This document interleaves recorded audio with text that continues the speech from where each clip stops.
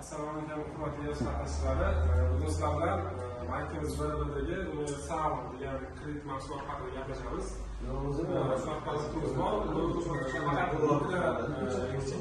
Biznes bo'yicha, ya'ni kichik tadbirkorlik subyektlariga ajratiladi, ya'ni YATT firmalar korxonalarga ajratiladi.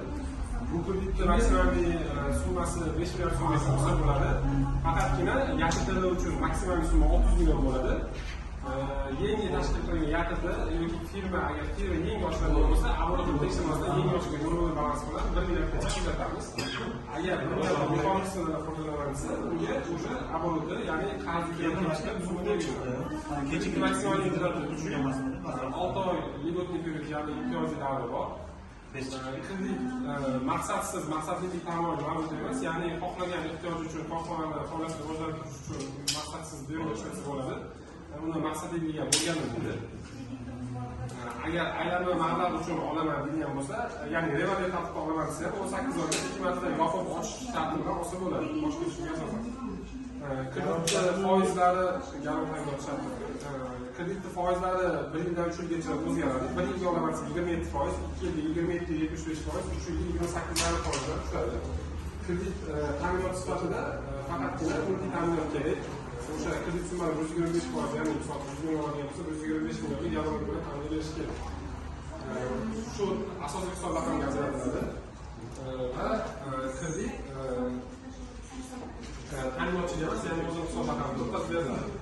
Hisob raqamdan olisanglar, chek pullarni kassadan foiz chiqib ketadi, foizdan kredit bo'lmaydi. Shunaqa farq bor. Avval tashkil qilingan eng boshqa firmaga mosligi bo'ladi. YATTdagi olsa faqat bitta narsa, YATTda bilan firma farqi 600 million YATTda maksimal bo'lsa, firmada 5 million ketsa, avvalda yo'q 1 million ketsa. Savol bo'lsa, bemalol Abolda bo'lsa YATTdagi necha milliongacha 600 million. Abolda bo'lsa ham 600 million. Men YATTda maksimal summasi 600 million. Firmadagi abolda bo'lmagan yangi ochilgan firma bo'lsa 1 milliardgacha, abolda 1 milliard to'g'rishiga abolda so'raydi. Qarz yuki, ya'ni bir oylik abolotini 12 ga bo'lganingizda bir oylik aboloti qanchaga to'g'ri kelsa, bir oylik to'lovi, kredit to'lovi o'sha summadan oshib ketishi kerak. Qarz yuki. Yaqin desa bor faqat to'xtatib qo'yilgan muzlatiladigan bo'ladi. O'sha razmar qilsangiz bo'ladi. To'xtatilgan nega osib bo'ladi? Jumladan qanday summasi garov hammasi garov ta'minot kerak. Agar abolot kattaroq bo'lsa, nomli ta'minot yana sug'urtalanadi. Faqat o'sha abolot katta bo'lishi. Hozirgi 20% dan kamroq bo'lgan bo'lsa, sug'urtalanadi.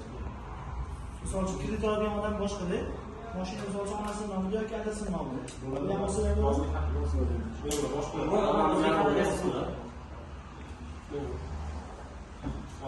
Rahmat.